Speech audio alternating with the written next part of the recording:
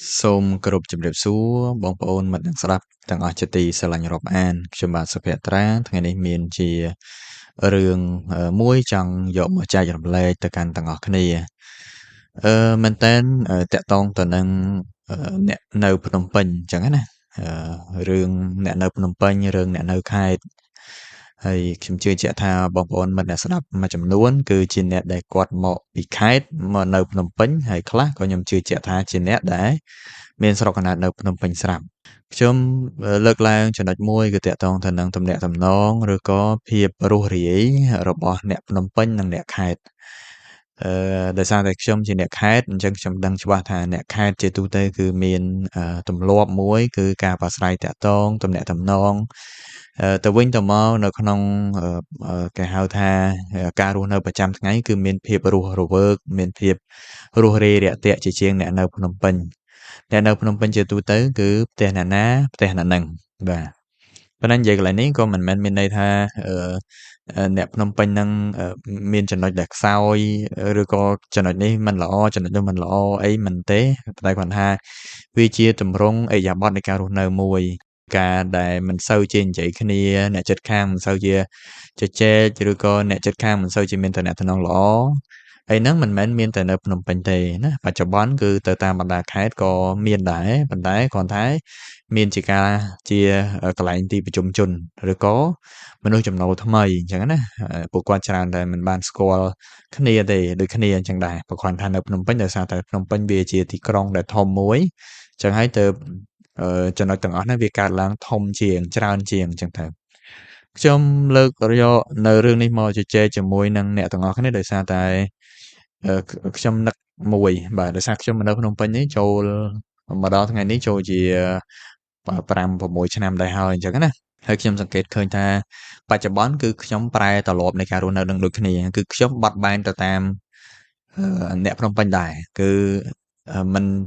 មានអារម្មណ៍ថាខ្លួនឯងមិនសូវចូលចិត្តជជែកជាមួយអ្នកដែលមិនស្គាល់ទេបើកាលពីដំបូងដែលខ្ញុំទើបតែមករស់នៅភ្នំពេញគឺខ្ញុំជជែករាក់ទាក់មែនតើជាមួយអ្នកទូទៅអញ្ចឹងណាតាមសង្កេតនិយាយថាយើងអត់ស្គាល់គ្នាសោះឬក៏មិនមែនជាអ្នករស់នៅជិតខាងគ្នាក៏ដោយឲ្យថាឃើញគ្នាគឺចូលចិត្តជជែកអញ្ចឹងទៅប៉ុន្តែដល់ពេលបច្ចុប្បន្នអត់ទេគឺអត់ជជែកតែម្ដងតើតែគេជជែកមុនបានយើងជជែកខ្ញុំចាប់អារម្មណ៍ចំណុចមួយទាំងអស់គ្នាដោយសារតែមានមួយលើកនោះខ្ញុំជិះម៉ូតូតាមផ្លូវនៅពេលដែលខ្ញុំជិះម៉ូតូតាមផ្លូវទៅស្រាប់តែផ្លូវហ្នឹងគេស្ទះគេបិទផ្លូវដោយសារមានគេហៅមន្ត្រីរាជការមកងារក្នុងស្ថាប័នអីចឹងទៅគាត់ធ្វើដំណើរតាមផ្លូវអញ្ចឹងគេបិទផ្លូវហ្នឹងដើម្បីឲ្យពួកគាត់ធ្វើចរាចរណ៍ងាយស្រួលអីចឹងទៅដល់ពេលដែលបិទផ្លូវអញ្ចឹងយើងត្រូវជាប់ទាំងអស់គ្នាទាំងខ្ញុំក៏ដោយទាំងគេក៏ដោយអីផ្សេងអញ្ចឹងណាជាប់ទាំងអស់គ្នាអត់មានអ្នកគេទៅមុខរួចទេហើយនៅពេលដែលខ្ញុំឈប់អញ្ចឹងទៅមកស្ទូលហ្នឹងស្រាប់តែមានប្អូនស្រីមួយដែលគាត់ឈប់ម៉ូតូគៀកជាមួយខ្ញុំហើយគាត់ក៏ភ្លាមហ្នឹងពេលដែលគាត់ឈប់ម៉ូតូភ្លាមហ្នឹងគាត់និយាយជាមួយខ្ញុំភ្លាមគាត់សួរខ្ញុំគាត់ប្រាប់មកខ្ញុំគាត់រៀបរាប់ទាំងផ្លូវហ្នឹងចេះចាំមើលម៉ោងប្រហែលមិនគាត់ត្រូវបានទៅដល់កន្លែងអី1 2 3ហើយទឹកមុខបុកគាត់គឺរស់រាយហ្នឹងណារស់រាយរាក់ទាក់អញ្ចឹងទៅហើយខ្ញុំក៏និយាយតបទៅវិញ1 2 3អីទៅតាមបែបផែនអញ្ចឹងទៅយើងមិនមែនមានន័យថាខ្ញុំដូចខ្ញុំបានបញ្ជាក់ថាខ្ញុំ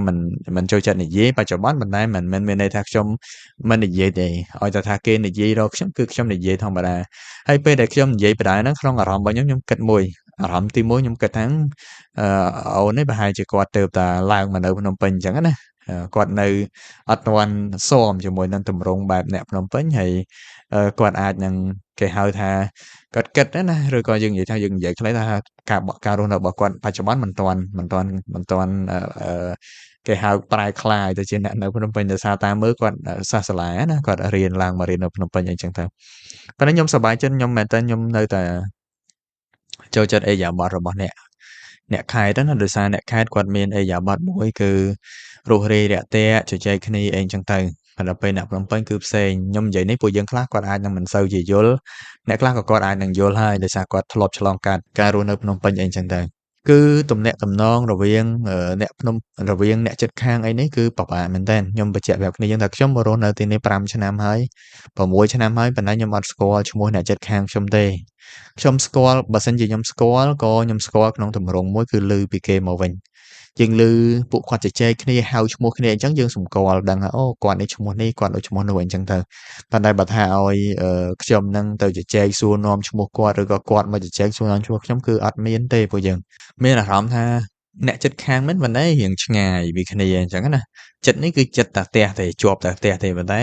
អារម្មណ៍អីមโนសញ្ចេតនាអីផ្សេងៗគឺដូចជាមិនទេហើយមិនមែនតែខ្ញុំទេពួកយើងគឺទូទៅទៅហើយសូម្បីតែអ្នកដែលគាត់ធ្វើការជាមួយខ្ញុំណាគាត់ធ្វើការជាមួយខ្ញុំផ្ទះគាត់នៅភ្នំពេញដូចគ្នាអញ្ចឹងគាត់ថាដូចគ្នាគឺគាត់នៅនឹងតាំងពីអើយមកគឺតែអញ្ចឹងបាទគឺតំណែងមិនសូវមានអីទេហើយប៉ុន្តែបើសិនជាទៅធ្វើការតែអីជួបគ្នាលក្ខណៈថាដូចខ្ញុំជួបជាមួយគាត់អញ្ចឹងអាហ្នឹងយើងធ្វើការជាមួយគ្នាអញ្ចឹងគឺទៅជាមិត្តភក្តិអាហ្នឹងផ្សេងករណីហ្នឹងគឺផ្សេងតែបើថាត្រឹមតែអ្នកចិត្តខាងនៅជាប់ទៀតអត់ទេហើយខ្ញុំនិយាយមួយទៀតពួកយើងគឺនៅភ្នំពេញអានេះជាគំនិតរបស់ខ្ញុំទេជាការគិតរបស់ខ្ញុំទេខ្ញុំក៏មិនដឹងច្បាស់ថាតើអ្នកដទៃគាត់គិតដូចខ្ញុំឬក៏អត់អញ្ចឹងណាគឺពេលខ្លះគេមិនរីករាយជាមួយនឹង